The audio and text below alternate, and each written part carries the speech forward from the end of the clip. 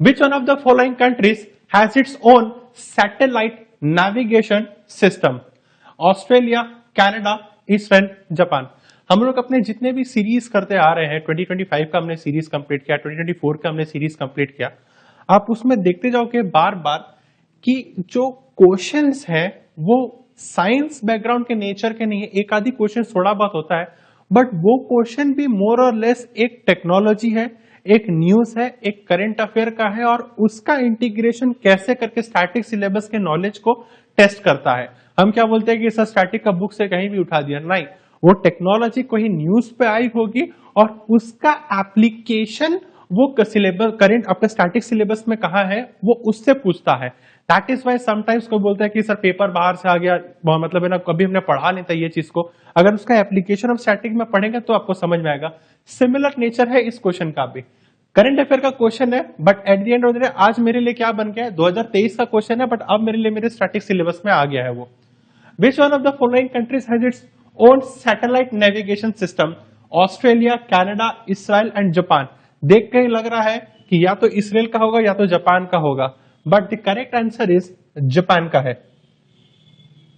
2018 से इन्होंने स्टार्ट किया था और अब 2023 पे जाके इन्हें सक्सेस हासिल मिला था। जापान का है। ग्लोबल नेविगेशन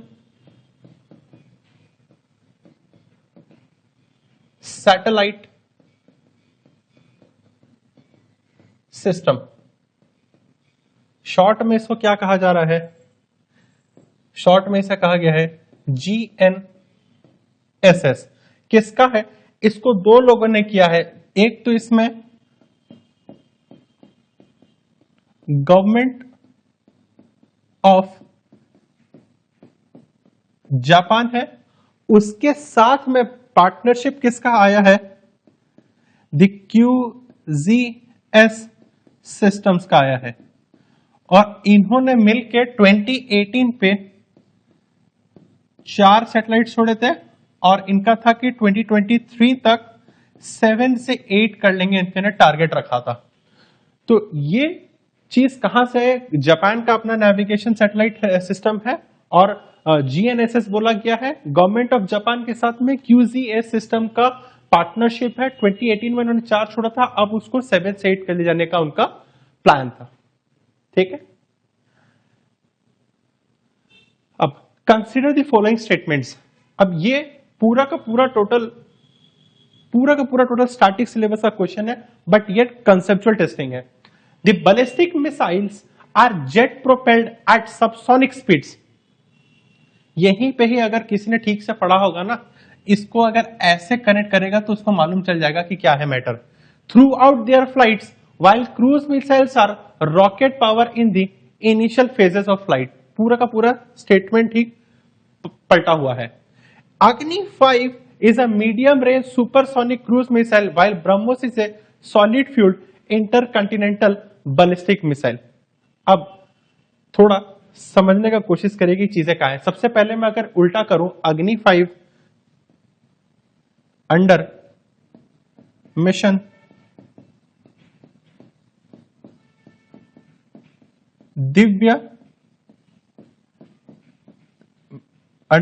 दिव्य शस्त्र बना था, और कहीं ना कहीं अगर इसकी हिस्ट्री को और अगर आप लेकर आएंगे तो ये इंटीग्रेटेड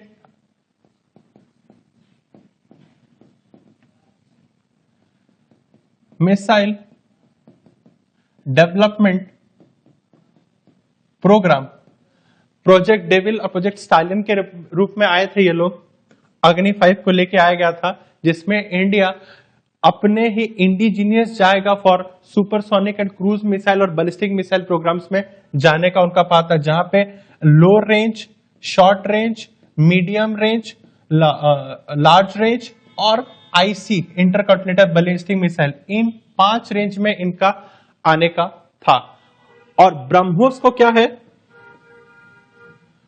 ब्रह्मोस क्या है? It is a missile, joint venture है इस मिसाइल का, एक जॉइंट वेंचर है मिसाइल का। किसके किसके बीच में? बिटवीन रशिया एंड रशिया और इंडिया के बीच में एक जॉइंट वेंचर, जॉइंट कोलैबोरेशन है, उस मिसाइल को लिया गया है। अब इसका अगर हिस्ट्री पढ़ेंगे तो इंडिया के ब्रह्मपुत्र रिवर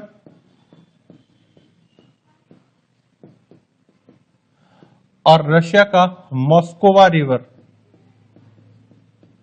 इन दोनों रिवर के नाम से ये चीज को क्या किया था, बनाया गया था। नाउ अग्नि 5 is a medium range supersonic cruise missile, while BrahMos is a solid fuel intercontinental ballistic missile. Whereas Agni 5 is a ballistic missile and BrahMos is a supersonic cruise missile, जो क्या यूज करता है, ramjet technology को, ramjet technology को use करता है। अगर आप इसे देखेंगे इसका एक 90 डिग्री पे लॉन्च होने का है, इसलिए इसका पाथ क्या होता है, ब्रह्मोस का क्रूज मिसाइल का पाथ होता है। एक क्रूज मिसाइल का क्या पाथ होता है, एक स्ट्रेट पाथ होता है। और जहां पर मैं अगर अग्नि 5 की बात करूं, एक सब ऑर्बिटल पाथ फॉलो करेगा। और कौन सा पाथ रहेगा, पाराबोला, जहां पे सब ऑर्बिटल पाथ होती है इसकी। करेक्ट। नाउ ये क्वेश्चन मुझे मालूम चल गया, पॉइंट 2 गलत है। अब अगर मैं अपने स्टेटमेंट्स में आऊंगा आंसरिंग के लिए 1 2 3 4, अब मुझे क्या मालूम चल गया, मेरा 2 क्या है, गलत है। तो ये स्टेटमेंट चला गया और ये स्टेटमेंट चला गया। अब मेरे क्या पास बचा, 1 बचा और 2 बचा। अब मेरे को समझना पड़ेगा क्या सिचुएशन है। Ballistic missiles are jet propelled at subsonic speeds throughout their flights, while cruise missiles are rocket powered only in the initial phase of flight. So this statement is true. So only 1.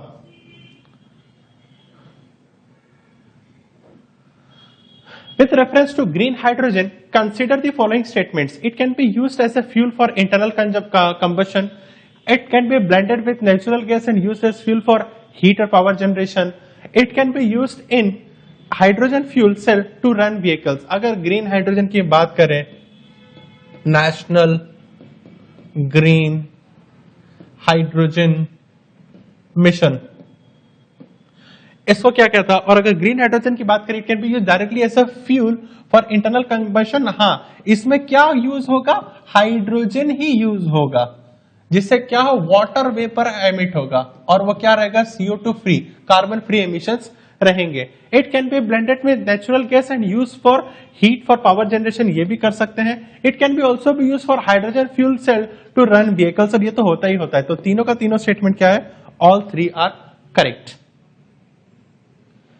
Next, aerial metagenomics best refers to the following of this situation: collecting DNA samples from air in a habitat at one go. ये statement मेरा क्या है, सही है।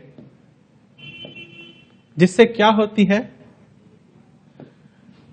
DNA की जो sampling होती है, डीएनए की जो सैंपलिंग होती है वो किससे, एरोसोल पार्टिकल्स, एरोसोल पार्टिकल्स से क्या हो सकती है, restructuring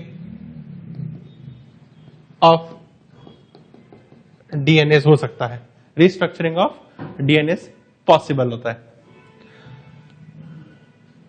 The microsatellite DNA is used in case of which of the following: the evolutionary relationship, the various species of fauna, studying, simulating, promoting or assessing the efficacy of drugs by conducting series of drug trials in population। ये क्या है, studying होता है किसका,